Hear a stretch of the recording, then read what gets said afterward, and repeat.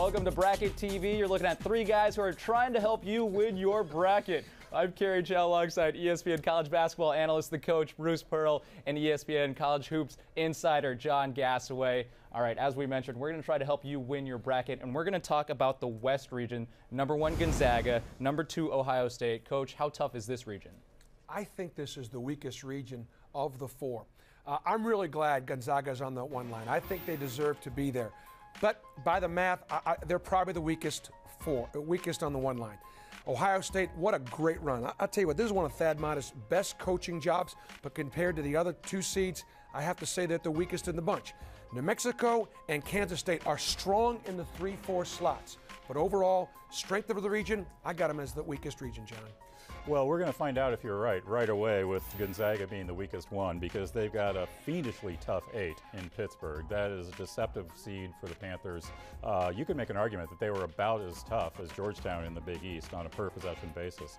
And looking at the bottom half of this bracket, I like Ohio State coming out of there, and Arizona is definitely a team to watch. But overall, I got to agree with the coach's assessment. This is a level down from what we're seeing in some of the other regions. You mentioned number 8, Pittsburgh. Let's also talk about number 12, Ole Miss right there. Speaking of those teams, who's a potential Cinderella for you? Well, I don't think Ole Miss will be, because I think Wisconsin will take care of the business. In the meat of this bracket, there are some teams in the middle of this bracket that I think are awfully strong.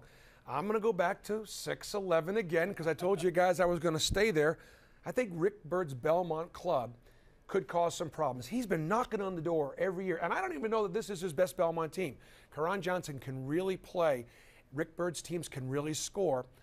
Arizona might have a hard time guarding them on the perimeter. They're bigger, they're stronger, and that's where Arizona has the advantage. I'm going to take a shot at Belmont.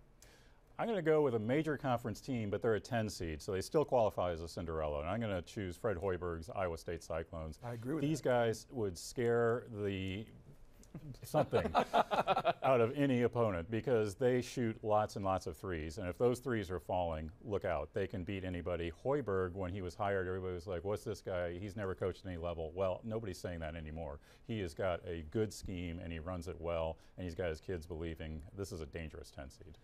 All brackets, all regions have one guy, have those players who are special guys who might be able to bust up a bracket. Maybe a Deshaun Thomas, I guess it wouldn't be busting up if he's, a 2 seed. But John, let's talk about it. Who's a potential guy who might be able to upset the establishment?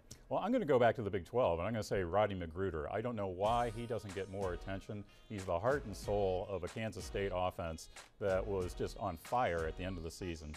His three-point shooting's dipped a little bit this year, but he's Bruce Weber's featured scorer, and he carries the offense for a very good Kansas State team. And John, he's improved tremendously off the bounce. That's one of the areas that I think Bruce has really helped him with, taking some of that Illinois stuff and bringing it to Kansas State. He does need to come off screens. He works really hard to get the ball, and you still got to make him put it on the floor, because if he can see it, he can knock it down. He's got a good mid-range game, too. All right. All that being said, who emerges as the winner in this region? If Ohio State can get past your Cinderella Iowa State, because I think that could be a very difficult matchup to go to the Sweet 16, I'm going to pick the Buckeyes. Defensively, they're playing as well as any team in the country. I'm just not willing to bet against Aaron Kraft. And Deshaun Thomas is a very tough matchup, making winning plays. Thad Matta's teams have gotten there before. I like the Buckeyes. John? Well, I hate to do Pete and repeat here, but I like the Buckeyes as well out of this region. It's going to be close. I think Gonzaga is better than people are giving them credit for, but I just think that Ohio State is playing so well right now that they've got enough to get it done. Deshaun Thomas, just a great scorer. Aaron Kraft is Aaron Kraft, and I think the Buckeyes will get the job done. Too much agreement, guys. I know. I'm sorry. Yeah, we did not go through this in advance, so this is what you're getting from the heart, not necessarily from the head, but you're getting it from the heart.